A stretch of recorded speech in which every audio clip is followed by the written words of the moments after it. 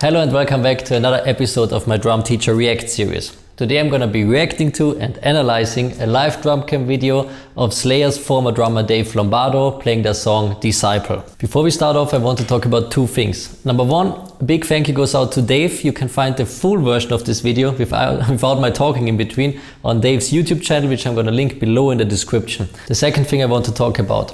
If you want a certain drummer to be next on this YouTube channel, and if you want me to analyze a certain drum video on this YouTube channel, make sure to comment below, and please don't forget to also add the YouTube URL of the video you want. Otherwise, I'm not gonna find it. Alright, that's it for this short introduction. Let's start right away.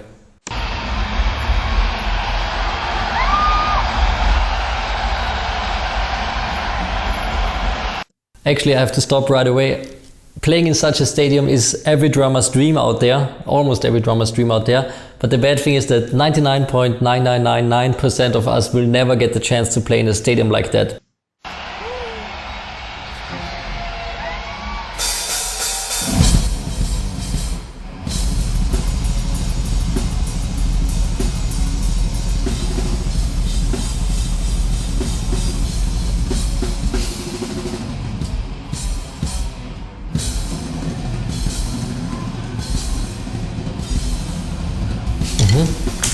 After this long tom fill, let's talk about his tom setup for a bit. The first four toms are angled in an extreme way. The two floor toms, tom 5 and 6, are angled pretty flat. Also the cymbals are pretty flat, but toms 1 to 4 are angled in an extreme way. The one thing that can happen if you set up your toms like that is that you break a lot of drum heads that way. But one thing that Dave Lombardo does, his grip is somewhere in between French grip and American grip, like that. And if you play toms that are angled that way, you're gonna hit them like that. So this way you're not gonna destroy a lot of drum heads. But if you use a German grip, so the back of your hand is facing up, and you hit an angled tom like that, you're gonna break a lot of drum heads. So with French grip, it's kind of okay because Dave Lombardo is also using a wrist turning motion, a lot of wrist involvement, but you're hitting the tom like that and not like that. All right, let's continue.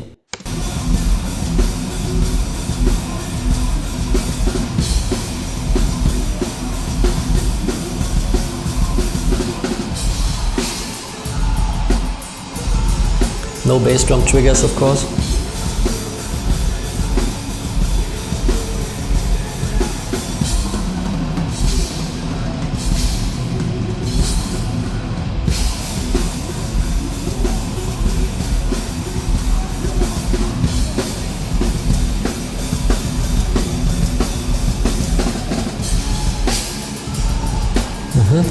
What you could see right here is that he started a short bass drum pattern with his left foot, and he contracted his calf muscles, so he raised his heel off the floor. The weight of his upper leg and the lower leg was resting on the pedal, but the bass drum beater didn't touch the bass drum head. The reason for this is he's using a low to medium spring tension, but his bass drum beater is placed in a 90-degree beater angle. So even when he raises his heel, so he's contracting his calf muscles, the weight of his upper and lower leg is resting on the pedal, but still the bass drum beater is not touching the bass drum head. So that's actually his starting position. It looks something like this. He contracts his calf muscles, the bass drum beater stop right before the bass drum head, and then he starts to play double bass. All right, let's continue.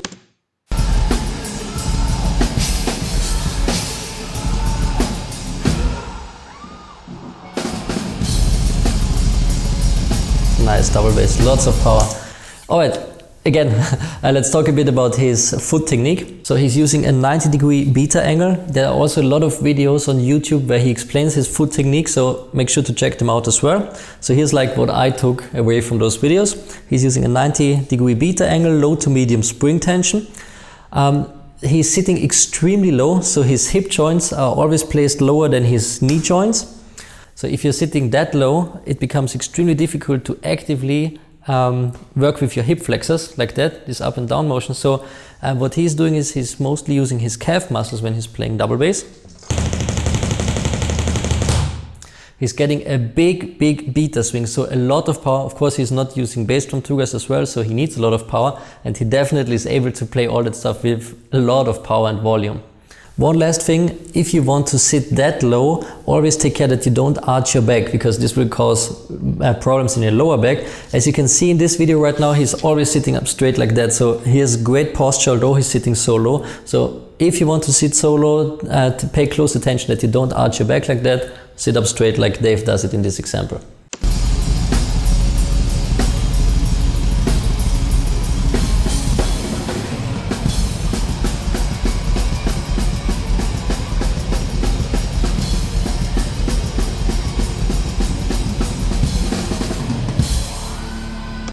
Alright, that's like every drummer's dream, to play in the stadium like that.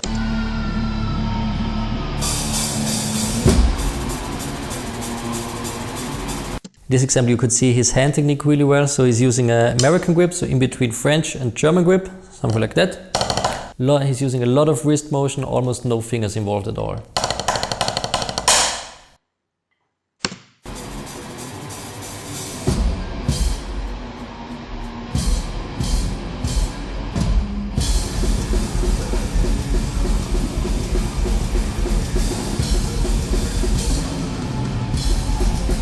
There you could see the hand position again when he played the tom fill.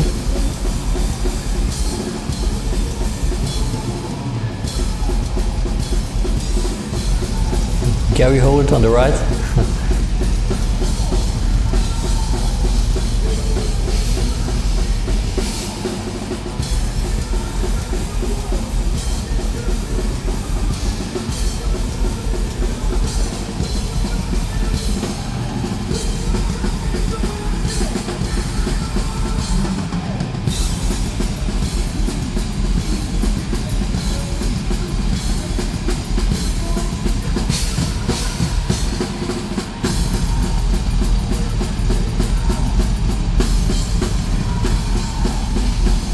Since he's playing double bass again right now, let's talk a little bit more about his foot technique. One thing that you could see is that every time before he starts to play double bass, he contracts his hip flexors like that, so he raises his upper legs, so he has more space, free space to move his ankles.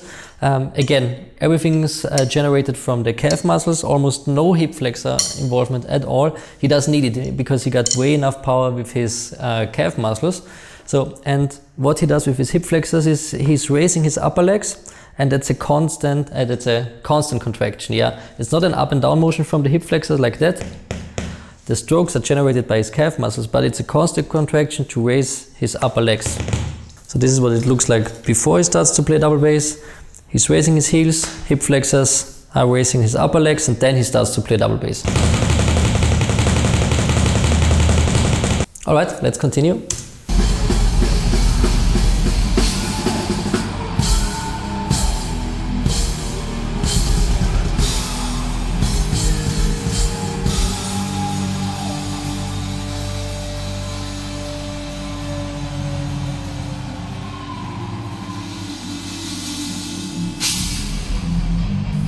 There you can see with the left bass drum beater, 90-degree beater angle.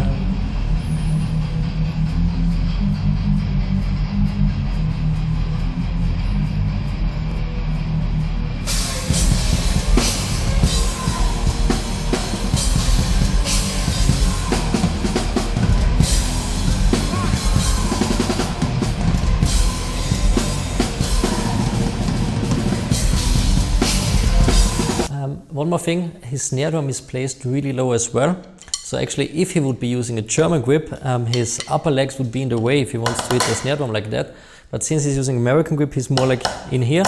And so his upper legs don't get in the way of him playing at the snare drum.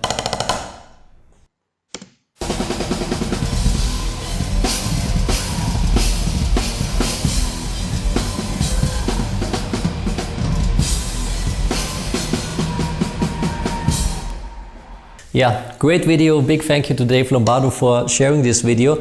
Again, you can find the full video on his YouTube channel, which I'm going to link below. I'm a big fan of Dave Lombardo. Here's one of my fanboy pictures. I met him in 2013, I think, when I played with Belfegor. He's an awesome dude, great drummer. He totally destroyed everyone that day, every drummer that day. So yeah, he's the man. All right. That's it for this video. Don't forget to comment below if you want a certain video to be next on his YouTube channel. And please don't forget to post the YouTube URL. Makes it way easier for me. All right, that's it for today. Have a great day. Cheers from Vienna. Bye.